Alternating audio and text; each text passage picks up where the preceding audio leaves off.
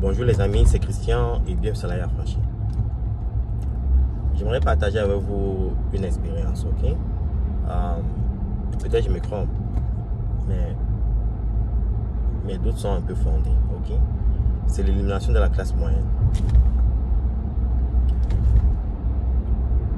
La majorité des individus, des familles en Amérique du Nord ont cette impression qu'ils sont dans la classe moyenne, ok? Il y a quelqu'un sur une classe moyenne. Et depuis ces derniers temps, avec la hausse de l'inflation, la hausse des taux d'intérêt, ça a pour effet à grignoter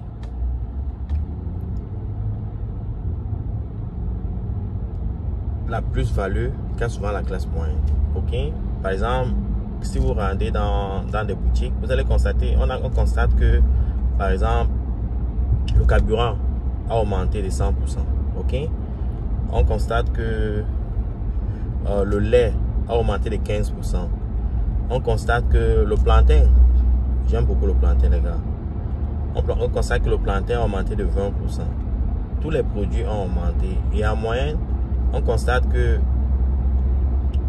le coût de vie a augmenté de presque 20%. Donc, le revenu ou bien le pouvoir d'achat réel des consommateurs ont réduit de 20%. Et il y a une chose chez les Occidentaux, c'est que rien ne leur appartient. Ok?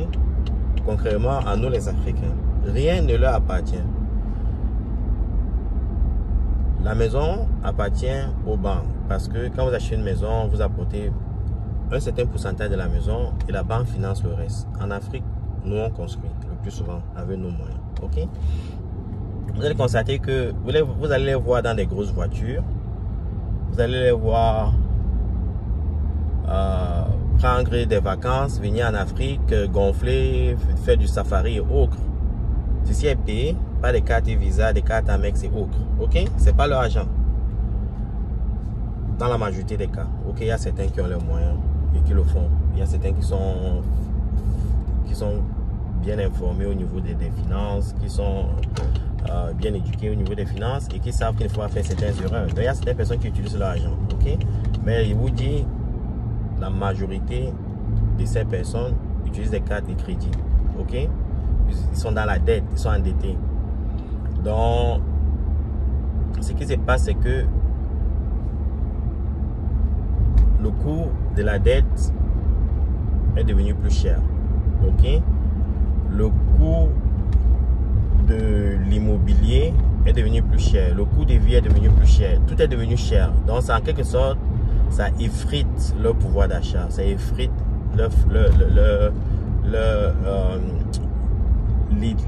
le concept même de la classe moyenne.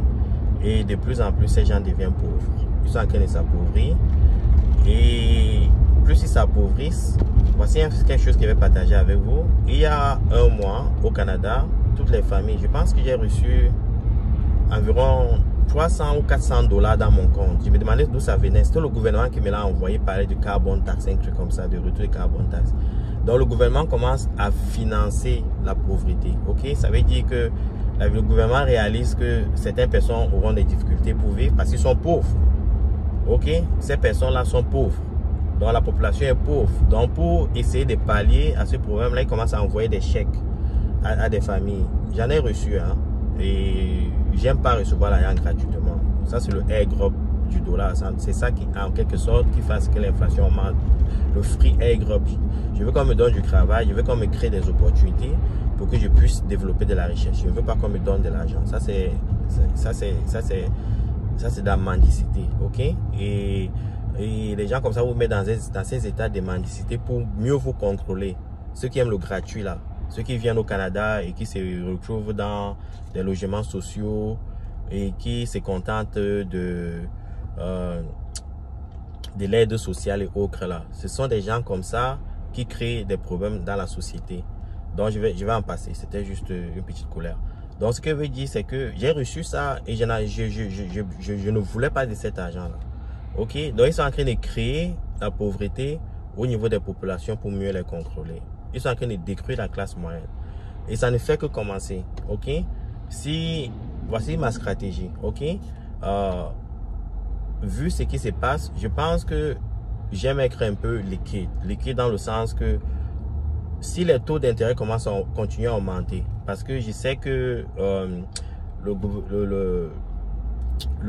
la Fed du Canada essaie d'augmenter le taux directeur. Certains estiment qu'il va augmenter de 0,75 à 1 point. OK? Les gars, si le fond, les gens vont commencer à sentir la douleur. OK? Je vais vous donner un exemple. Nous avons un investissement qui est à taux variable. OK? Et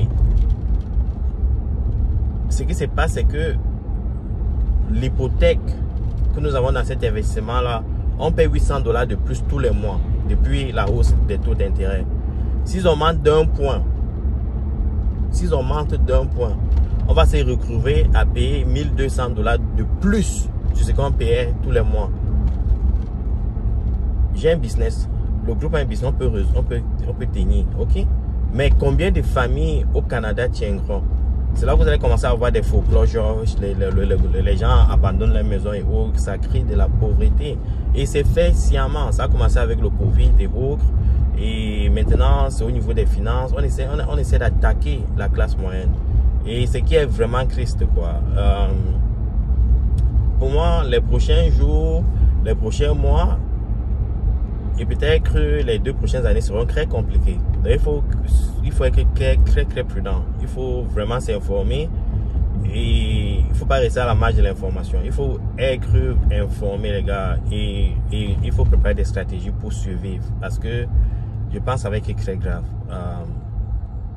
On commence déjà à le ressentir. Si vous restez et vous recevez des chèques sans en demander, il faut vous poser des questions. Qu'est-ce que c'est crame là? Donc, c'est ce que je voulais partager avec vous. Il faut être extrêmement prudent. Bonne journée.